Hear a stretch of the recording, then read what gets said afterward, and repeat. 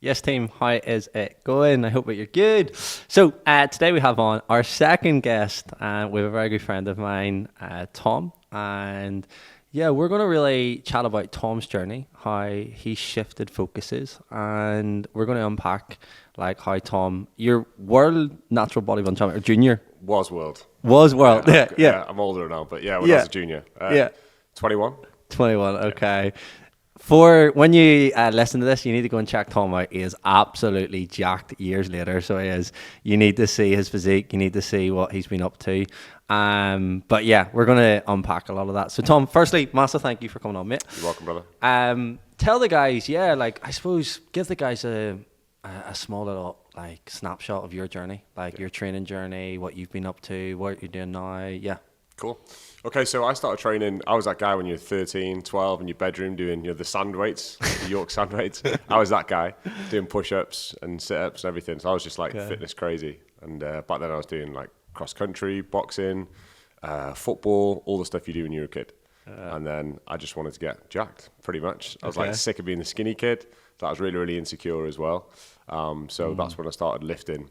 And then it was when I was 17, I broke my leg playing football. Yeah, I didn't know this until you told me the other day. Yeah, so now I've got 8 plates and 8 screws and a plate to show for it now. So I broke my leg. Does it come up and you go through like the airport? No. Titanium doesn't go off. Okay. So that happened, and at the time I was doing A level, so you needed a sport to like be assessed. So I picked up powerlifting, which I loved, and I took to it like really, really quickly because obviously I was doing weights when I was a bit younger. So got into that, competed at a high level. I think I did maybe 1 or 2 records when in a natural federation, which was good. And then I slowly kind of made my way into bodybuilding. Basically, I got fat. I bulked a bit too much. Okay. I was like, right, I need to do a cut here. I need to trim down. And that just led into my first prep. Okay. So, and when you competed in powerlifting, what were your totals? My totals back then, so I would have been 18 at the time. I think my highest in competition was a 250 deadlift. Okay. 250? 250. And what weight were you? I think 90, under 91 category, I think. Okay, cool. Squat, I think at the time was 175 or 180, a little bit less. I would not want 18-year-old 90 kilo, and you're like 6 foot. Yeah. Yeah, you would have been massive. I was chubby. Yeah, I was chubby. It's all about weight in that sport. Okay. And then bench, I can't remember. Bench is probably like 115 or something like that. So obviously they're a lot more now, but I was 18. Yeah. 10 years ago. 10 years ago, yeah. So that led into my first prep, really. And I had a coach at the time as well. So like my first coach started learning about like tracking macros, and it was just like a whole other world. Like I could eat, sweets and still get in shape, and I was doing all this crazy stuff. Yeah. And did my first show, and wasn't really into bodybuilding that much. I'd kind of just fallen into it. So I did the first one. I won that first show. And then when you're just, you're getting like plaudits from people, it kind of just led me to do the next one and the next one and the next one. So that season I won a world title, natural bodybuilding. That was with the UIBBN. I don't know how many people watching this are going to know federations and stuff. But I did 2 or 3 federations, did the worlds, won that. Yeah. And so that was the first season. That was the first one. That's class. And where was that? That was in Italy. The world's in Italy. Yeah. And tell us about that. Like talk us about that whole experience. Talk us about how you look. Talk us, just like paint the picture. I think looking back, I probably don't give it enough credit now because it's like 10 years later. But back then, I still think it all the time. I think because you're in the moment, right? You're traveling, you're around guys that have been in the industry for like 10, 20, 30 years. And if you thought I was jacked back then, you should have seen these dudes, right? So I don't know, I was just kind of submerged in it. You don't give yourself credit because you're always chasing the next thing. You want to be better, you want to get in your off season, you want to start growing. So you can't really appreciate it when you're in that moment. And at the same time, I was in university, I was doing a degree, I was working, I was setting up a coaching business as well.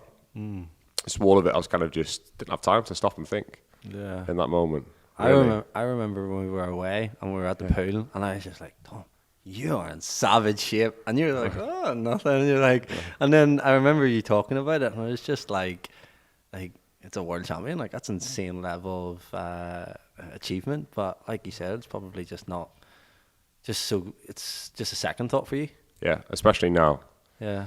Because that first season led into my second season, and that was a season where I kind of just thought, this is not really me. So to paint the picture of that, I spent a year in an off season gaining weight, training. And bear in mind, when I went from powerlifting into bodybuilding, I'd done no real hypertrophy training. I was doing squats, bench, deadlifts. So when people say now, you know, certain movements like you see people do in the gym, my whole physique was just built off those three things. Do you think a great physique needs to be built by those? I don't think it needs to, but I think it definitely helps. I think a lot of people just want to get away from doing the hard work now, you know, and get in and out of the gym. Like for me, I've got some injuries now that mean I can't back squat, I can't deadlift, but if I could, if I was running, like training for size, whatever, I would do those movements. When you were coaching guys, because you're now a mentor, but when you were coaching guys, similar to myself, was that like a principle of yours? We get you strong in the all three? I think I suppose it just depends on the person, right? But definitely when I first started coaching, you tend to, like whatever you think, you have a bias, right? So the way that you coach. So that definitely fed its way into it. I always just get compliments on my legs all the time, like, you know, what crazy movements you do. I was drinking a gallon of milk and doing squats. It's not complicated. Like sometimes people can overcomplicate training so much now. And if it wasn't a gallon of milk, it was a litre of chocolate milk, you know, like post-workout. It was so old school. And I remember at university, there was like halls, there was windows, right? And you could see like all the other halls and they could see in. And I used to be called Milk Boy because my shelf, right? My shelf was just full of, and I was working in Iceland at the time, I was stacking freezers. And I used to have these carton of milk for like £1. Thanks to inflation, it's probably about £2 a pop now. I could never would have afforded it back then. And all my money just used to go on milk, I promise.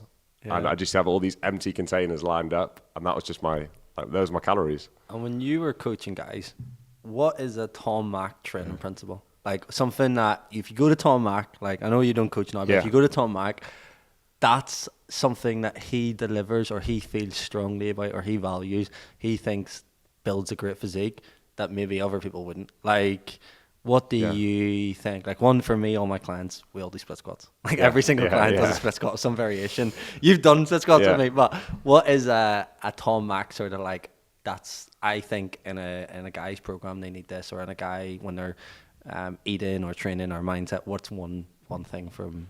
Just make yourself uncomfortable. Okay. Like not even just from the physique standpoint, but like if you don't want to do a split squat, like you know, it's a split squat, it's difficult, for example, but you're going to come across harder obstacles than split squats in your life, right? So it's like, to some element, you have to just put yourself in uncomfortable situations. Like when I've got into the running and the CrossFit recently, and the high rocks, it's just uncomfortable. I didn't enjoy a single run that I did. I didn't enjoy a single high rock session that I did. But it's that being uncomfortable puts you in such better positions for when you experience hard times or when you come across something in business. I just think just working hard. In terms of the actual reps, sets, volume, all that kind of stuff, for me, I've never been like a one size fits all kind of guy. If I had to create the perfect program, I would always say have your basics in there: squats, dips, chin ups. Even things like, you know, deadlifts, cleans, stuff that's a little bit old school now. You don't see that many coaches coach, you know, with machines and cables. But if you're healthy and you've got a little bit of time, spend more time doing the compounds, just get ridiculously strong at those movements. If you get your deadlift up to 200 kilos, for example, you're not going to have small hamstrings, small glutes, small back. You're just not, you know, So how do you get yourself into the situation where you're like, right, I'm going to get uncomfortable? Like, how do you motivate yourself? What drives you? What do you think about? What hacks do you do to get yourself into that zone where you're just going for it? I think now it's again, a little bit different because it's just nature, right? So what was maybe uncomfortable, what's uncomfortable to me is not going to be uncomfortable to somebody else, right? It's going to be totally different. So you just know when you've trained as long as I have now, and you just go through the moment, you won't even realize you're training hard. You won't even realize you've got good form, which is another point when you said about how would you tell someone to train? Working really hard and good form, like always. But when you do it now, it's just second nature. So I can't really explain how I'd get myself into that mood. It's just pick up a weight and just go because you've done it for 10 years. You're just on repeat. Where's if it's not training, where's somewhere in your life right now that you're applying that mindset? Business. Okay. Business, just try and get as uncomfortable all the time. Every time you do something uncomfortable, good things happen. You're uncomfortable in your diet, uncomfortable in your training, uncomfortable like in business. Every time you get uncomfortable, good things tend to come your way. So I think that's a good principle to apply to your training. Okay. You're getting in shape. Do you think if you didn't have that training background that you couldn't be the businessman that you are today? Yeah, I think if I hadn't got into bodybuilding, I probably wouldn't be where I am today anyway, because it got a foot in the door in the industry. But I would just say the habits, like I do speak to a lot of my clients, for example, that are super high achievers. They generally, not all of them, but a lot of them do come from a background of competitive sport. Bodybuilding as well is obviously a really good place for that. You do see a lot of high level people do it, because then you put yourself through pain. You know, when you're prepping and you're eating 1,500 calories a day and you're starving, like you've been so uncomfortable. It's not uncomfortable to, to change something in your business, or because you're used to it. You were the busy man's coach before now, running Scale, running your program. How did you get guys that maybe didn't have the training background but had the career background where they were resilient? How did you get them to transfer that over to body and training? So this is where it's changed a lot in my life now as well. So I don't train now now I'm trying to train to fit in my wedding suit. So I'm trying to put on a bit of size right now. But if you get your wedding, if I get them stuck in Dubai. I train now partly for business and just to feel good anyway. So that was a massive shift in the way that I trained. I used to eat, and obviously the way I used to coach. So when I said at the start, I used to get people to just work hard, good form, good tracks. I all think those things should apply. We're very much shifted to what's going to suit this individual's life in terms of time, flexibility, because that was the change and the shift I was going through in my life. So where I'd usually spend 2 hours in the gym when I was competing, and I do an hour of cardio a day, where I started getting busy with business, and obviously I stopped competing, it quickly shifted to 40, 45-minute sessions tops, get as pretty low volume, get as much in as we can. And then obviously your food habits change, your activity habits change. So when I was 21 and I've got, not all the time in the world, but I've got the dedication and drive to do 2 hours of cardio a day, that's not happening when I've got a business, and I'm certainly not going to tell business owners to do the same thing. So how to coach those people, just what's going to fit around your lifestyle. I always think something is better than nothing. So if anybody's now watching this, and you'll get this, I had this when I was a coach, I even have it with coaches now that I mentor, that sometimes there's a black and white mentality where if you're not doing 100% or using a program to its full capacity, you almost think like that is useless. It's not. Something is always better than nothing. If you're now doing 20% more than what you were doing before, then it's worth the investment in your coach, the investment in time and energy that you're putting into the gym. So that was a big principle that I had now, right? Just something now is better than nothing. If we can get you to an optimal level, amazing. If we can't, you're now 20% better off than where you were before, and that's now going to add up. So I think for a career-driven person or a business person, you have to appreciate that the journey might be a little bit slower. You are going to have more emotions, you're going to have more stress, but just doing something's nothing than, what you'd be doing if you weren't. And how have you, so when you were like training to compete in things, how have you had to shift your own lifestyle and mindset to now being, because you're now training more athletic, more for performance, more for professional performance too. What have you had to do differently? So since I stepped away from bodybuilding, there's loads of things that I've done, I've tried my hand at, again, just to kind of find that, bit of uncomfortableness. I mean, I'll start off with the training, then I'll go into a little bit of the diet. But when I stopped, I was didn't really have a focus for a long time. I tried a few things, I lost a lot of focus. Again, I was busy building and doing the business and things like that. Things did go a little bit stale. So I think one thing that really helped me make that transition away was, again, just setting goals. There's a lot of people who you'll coach that will finish things like diet phases or a big event in their life, or they get shredded for a holiday, and you have a come down off that, right? Because the goal is kind of being stripped away from you. And I never had that goal soon enough after the first goal. So that was something that, in hindsight, I would have done, and which has really been good recently, trying my hand at different things, having new goals, new targets. Explain that staleness to us. Like what was going on when you were stale? So when I stopped competing, I was binge eating for about 4-6 months consistently, like to the point where I was like, wanted to get help at the end. And I've rarely ever spoke about this, to be fair, because it was normal to me back then. But when you look at it now, and it's like, shit, I had a problem, a massive, massive problem. I would go and eat, pick a mix is my favorite food, right? I think I told you this before. You have the big cups in the UK called Candy King. I used to have an extra large one of them every single day, every night. And I would just eat until I just felt sick. So that was, I'm not just saying it was because I didn't have a goal. Dieting and getting to those extreme body fat levels does crazy things to you. But I definitely think it just is such a massive come down. You've got all the plaudits of you're winning stuff and everyone's loving you and you're getting all this engagement on social media. And again, bear in mind, social media isn't like it is now. Everyone's a bodybuilder. I was probably one of 5 bodybuilders I knew back then, 2014. So and you just like this lot of praise and attention, and I wasn't used to that, and it's quite addictive. And when that goes, and you haven't got a show to look forward to, and now you're just kind of somebody who competed, but you're not competing anymore, I think there's definitely a big come down off that, just an emptiness of thinking what's next. And when you've been dieting for 6 months, 8 months, then obviously your attention turns to food, and that's when obviously you get that negative, association with dieting and training. And I know right now you said your aesthetic goal is looking good for your wedding, but you've also as well, you told me you're going to do a high rocks, you're going to do a run in.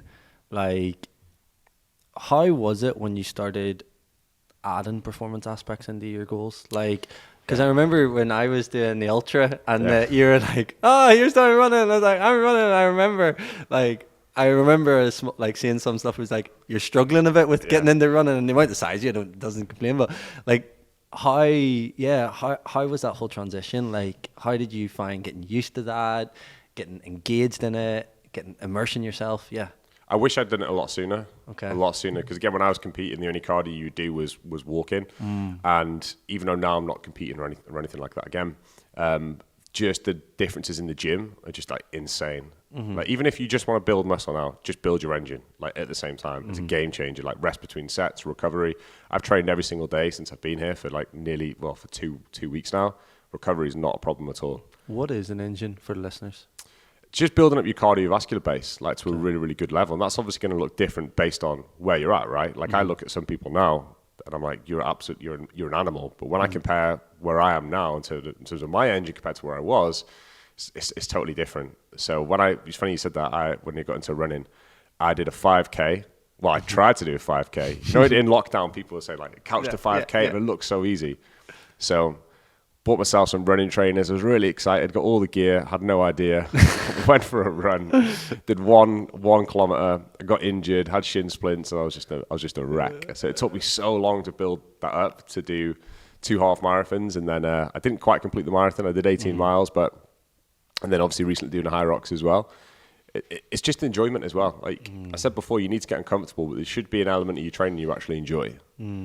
So I think having a hybrid approach is good for that. Do you think the environment that you were in with like the HPC and stuff, that was a big aspect of it? Because like you've been always training in your garage gym, and then now you're around other people where that's normal. Yeah.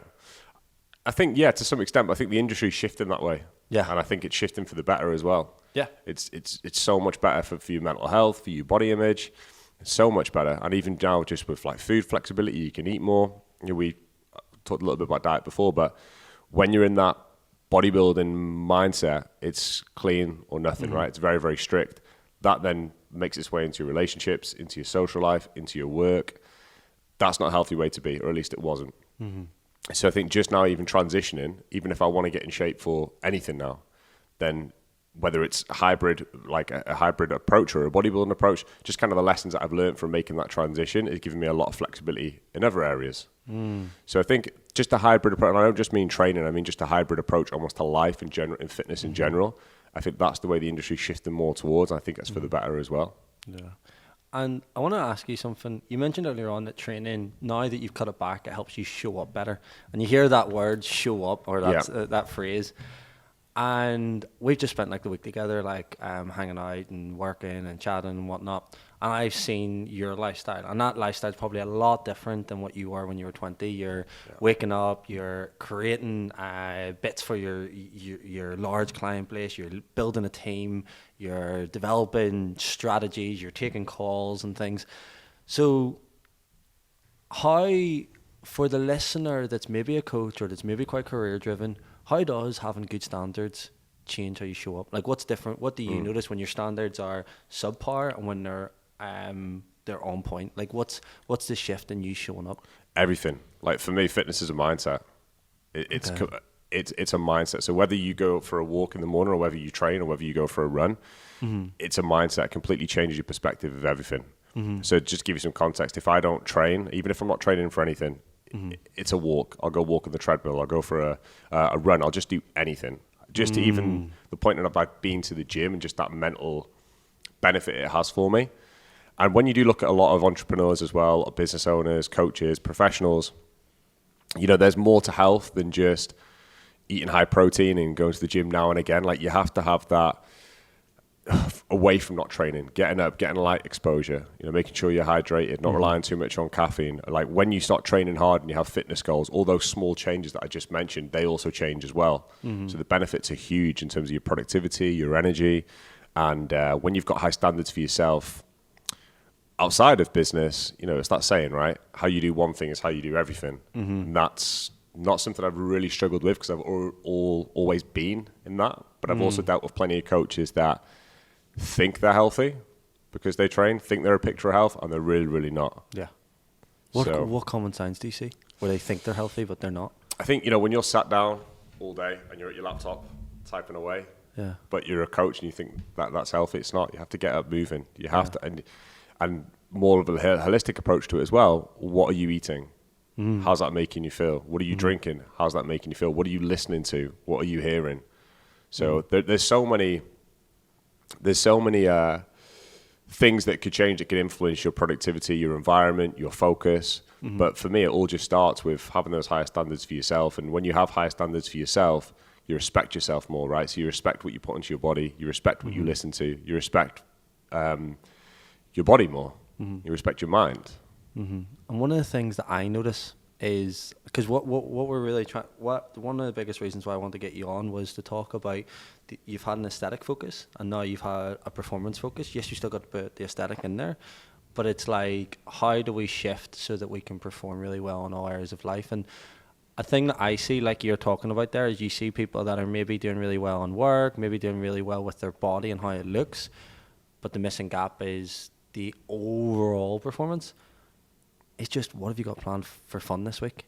Like, when that is a missing ingredient, and that is health, is like, right, what fun is going on? And like you said, there's loads of coaches sitting on their laptop and they're getting their protein in and going to fucking doing their hack squats. But it's like, they're not healthy because they're basing all their day, and I'm sure you've probably been there in the bodybuilding days, where how your day, the quality of your day is defined by how your abs look, or how many clients you signed up that day.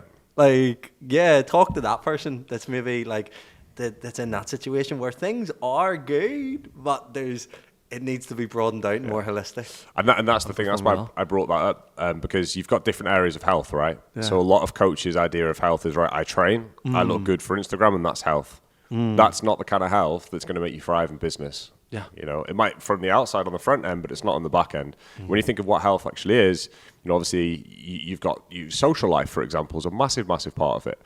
And all of these things all feed into each other. So when you've got all of those areas, when obviously your relationships are in a good place, your social life's in a good place, when you've got balance in your life, your diet's on point and your training's on point, when you get all of those things to a good place, that's where the magic happens. That's when it all comes together, and that's where you're really, really going to thrive.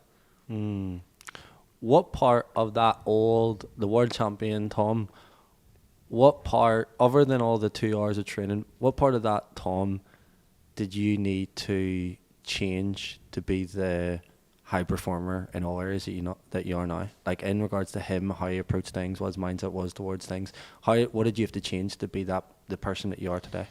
I think it's hard to say, because if I wasn't that person, then I don't think I would be the person I am today either. I suppose probably better. What did you have to mold? Like, what did you have to slightly shift? What did I have to shift? I'd probably say looking at things more grey rather than always very rigid black and white. You quickly realised away from fitness, and even in fitness, that it's not that easy, especially with coaches. It's very, very different. And I think probably just more adaptability. If you don't do an exercise in this order, or this set, or this meal in this order, you feel like your world's crumbling apart. And I think you have to be adaptable. So when you're following a training plan or a nutrition plan, to make that really benefit your life, you need the adaptability aspect of that. You need that flexibility. You need that balance. So one thing that it did give me was an incredible work ethic. But in hindsight, looking back, there were times from a social perspective where it just wasn't good. Give you some context. Like, I remember my second season and my last season of competing, and it was Freshers Week. I was at university, right? And I was peeled, right? You just saw veins. That's all you literally saw. My first when I was I remember going Freshers Week. I went out 6 nights, so I did in a row and didn't drink because I was doing a photo shoot. Well, I did. And I remember I still went out. Okay. No, I went out but didn't drink, and I was just like, yeah. Did you drink? Yeah. Okay. but this is where the extreme part of it comes in. This is where the extreme part.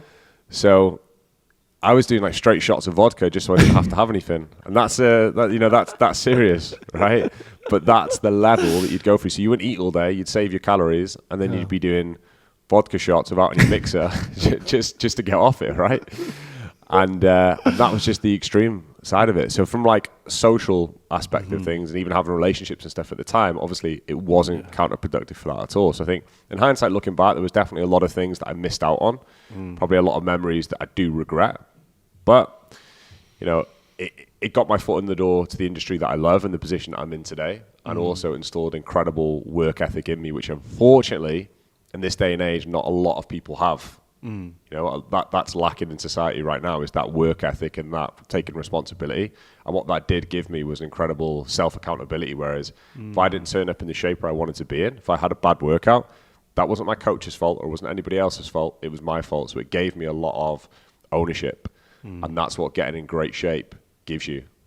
I want to shift slightly just as we finish more to the business owner aspect, okay? Because, like, to give context, we probably didn't say at the start, was like Tom's now a business mentor for coaches and doing an incredible job and has a global business. A lot of the guys listening to this are up and coming. What I mean by up and coming is that they're not they're not CEOs of organizations of 100 employees and things, or 100, 200 clients. If it's a coach listening to this, what was the moment where you were like, right, I'm going to make this big leap and I'm going to now shift to being a very successful business owner? What was like, where was it that you suppose had to like take your career very seriously? Was there a moment? Was it a natural transition? What was going through your mind? Because a lot of the listeners on this will be in that sort of phase where they're really either on pursuit or going to start taking their career to a new level for their life.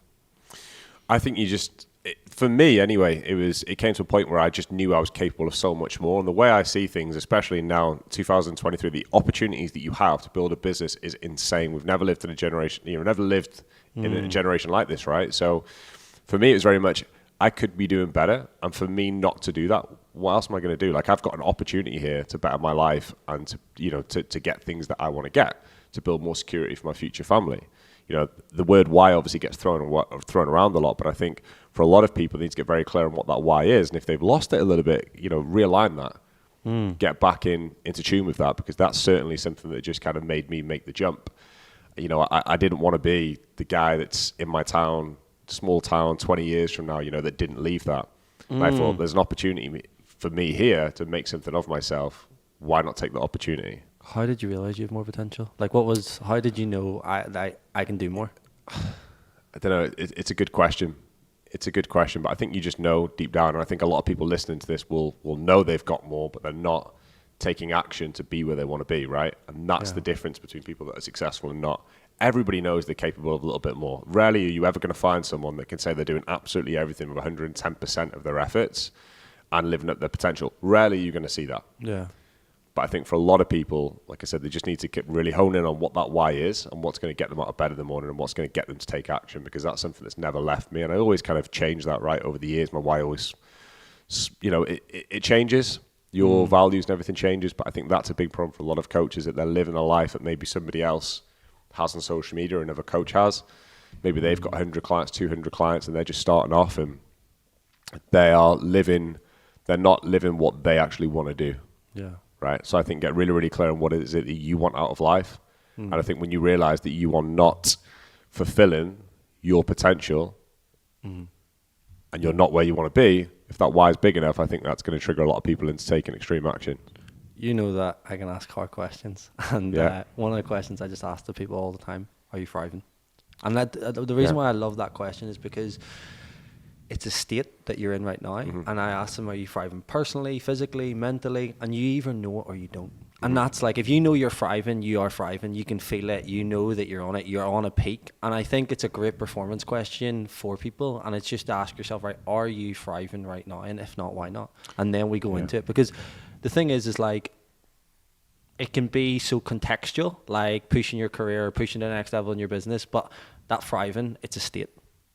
So it is. So I suppose for you, like when you made that jump and you knew there was more, for the listeners to help them, There's two things that I like to look at if someone is career driven or a coach that wants to progress. Two things I know that will push them to the next level without getting into all the weeds is their ability to think and their ability to produce more output. Yeah. How have you done that? How have you like think better your way through problems and analyze situations, and how have you ramped up your output? I think just over time, experience says a lot. Okay. Over time, I definitely think that. I think I speak to coaches all the time that may be going through a problem right now, or they're a little bit stuck. And yes, you've got tactics, you've got strategies, you've got your mindset shifts, but I think a big part of it is just repetition. It's just experience. The more you do things, like I tell a lot of my clients, if you're feeling overwhelmed with something right now, if you're not thriving, if you are a little bit stuck, this small problem that you've currently got, give yourself 6 months, 12 months, always play the long game. It's not going to be as big. You know, so I certainly think a lot of it has come from experience over the years, but definitely I'd say in the last kind of 12 months or so, just being a lot more of a analytical thinker, stopping, thinking, not acting more from a place of scarcity and definitely more from abundance. I think that's played a massive role in things. How have you done that? How have you shifted from scarcity to abundance? Not an easy answer, really. I haven't necessarily got a strategy for this, but just more belief in myself. Yeah. You know, when you've got that belief in yourself, that unshakable confidence that, you know, that you do think from abundance, because you know that when that client maybe leaves, another client's going to come through the door. Or when you know that maybe you didn't have a good workout, like, you know, that's not always going to be the case, and you're going to have more great workouts, so you don't hit that weight. So I think it's just having that belief in yourself.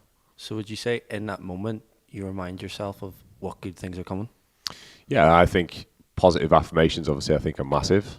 I think a lot of people, if you've got a client or anybody watching this now who's had a little bit of success in the past, it's easy to look at what's going wrong right now, right? And that then you start operating with that kind of mindset, that scarcity mindset. But I think when you look at all the good that you've done before, and even the fact that you've started your fitness journey or you've started your business is massively positive, and that's a big, big win.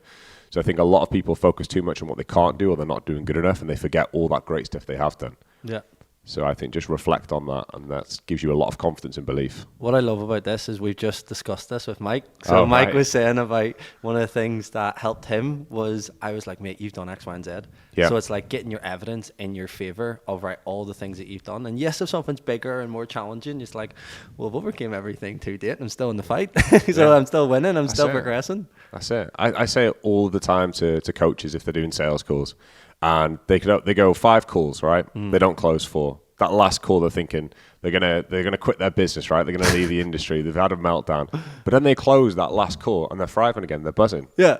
So the only thing that's changed is one single thing. But some people are ready to throw everything away because of kind of one failure there. Yeah. When it can literally take one good workout, one good week on your diet, one great week of business to change your whole perspective of things.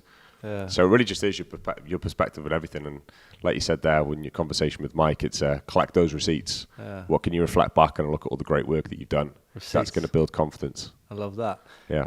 Now, if you were like working beside Tom a year ago or 2 years ago, 3 years ago, you'd smoke him for output. Yeah. What are your ingredients to having a high level of output in business? I would say, again, why?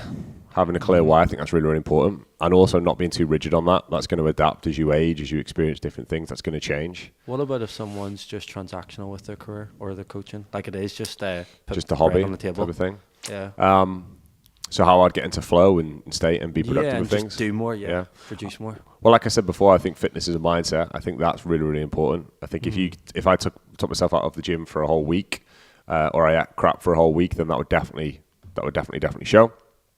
I think you also need to look at things away from, no matter how small the business is, I think you need to really have a look at your personal life as well. I think happy home, happy business, I think that's so important. And then I think just environment's key as well. You know, you need to be surrounding yourself with people that are thinking bigger on the same journey. And I don't mean personal trainer who's doing 10-pound sessions in your local area, right? Like people that are playing a bigger game. I think that's really going to let you raise your standards. So I think environment is so key to where you work, to what you listen to who you're around. All of that thing I would class as environment. Like when you come in Dubai and you see the skyscrapers, like 100%. Like it doesn't even need to be something in your field. It can just be bigger and better. Yeah. You raise your game. You have to play a bigger game. If you want to play a bigger game, you have to put yourself in an environment where you're going to be seeing, listening, hearing and learning from that. Love that. So last question, Tom. If you'd achieve everything that you've achieved in the last 10 years or so in half the amount of time, how would you do it? How would you be the high performer that you are now across the board? Just get help sooner. Sometimes it's not rocket science. Where do you want to be? Go and work with somebody who's done what you want to do and is going to teach you to get there. If you've got the right work ethic, if you've got the right why for doing it, it's a cheat code for success, right? Okay. It's a cheat code. What about if we took support system out of the equation? What would you do? Act differently or think differently? Or if you've got all the insights and you can just go again. Or just go again. Just because the reason why I say that is most people get a coach. That's very common, but it's not a Tom's answer. It's not like I want to know what Tom would do differently. Sounds like you slipped me a 20 quid there. Yeah. I think doing that deeper work on yourself I think is really important. Okay. Really, really important, because I would say it was only probably up until a couple of years ago I wasn't 100% sure on who I was. And I think that massively impacted me with business. It held me back. I wouldn't do things or say certain things. And at the time, you don't think it. You just know you're not kind of where you want to be. But I think so many coaches that I work with, they are some deeper work away from just like unleashing all of this potential that they never knew that they had, addressing some issues that they might have with their confidence or their self-belief. And I think that's so, so important. So I think in hindsight, I probably would have addressed that side of me, the mindset element of things, a lot sooner. I think if I'd have done that, I probably would have acted a lot quicker. But, I love that. I love that. So I do. Tom, it's been a pleasure, mate. You're Where welcome. can the guys find out more about you, more about what you do, more about your journey? Yeah. So Instagram's usually the best place to catch me. This is just Tomac_scale mentoring, scalementoring.co.uk, or an email, Facebook, everywhere. But anyway, you type in scale. And if a coach is listening to this, what is it exactly that Scale Mentoring does? Just give a little bit of an insight. Yeah, so Scale Mentoring is a little bit different to a lot of masterminds out there right now, where they are group leveraged. This is one-to-one, and it's customizable, right? So it's not a one-size-fits-all. We have different strategies, we have different tactics, but it's very much done on a person-by-person basis. So that's where we are different to other people within the industry. The fact that it is so customized, it is so tailored, it is so one-to-one. And when we talk about scale, it's not just for coaches that want to scale their income. You know, we have a 360 approach to things. It's scale your freedom, your fulfillment, and your income. And we just believe there's so many coaches out there that are playing small right now. And you don't have to be earning £10,000 a month and get to £20,000. You could have £1,000-2,000 right now from your coaching business, but some coaches just aren't playing a big enough game. And we want to get those coaches to play a big enough game with our support, our accountability, and our strategies to scale their freedom, income, and their fulfillment for a better life. Because online coaching gave me so much. And in all honesty, what I've just built is something that I wanted when I first got into the industry. And I just want to give that to more people. So I want more people to have the life that I have and what I'm building. So that's what we focus on inside of Scale. Love that. And guys, I've been with Tom the last week and he is heavily immersed in everything, and you can see the passion and the care and the just desire that he wants his clients to really just go to a whole new level. So get in touch with him, and if you can, let us know what you took away. Message me, message Tom if there's anything that you want to follow up on. If you can as well, it would be absolutely incredible if you shared on your stories and things, or you shared on your socials. Help us get the word out there. And thank you for listening, guys.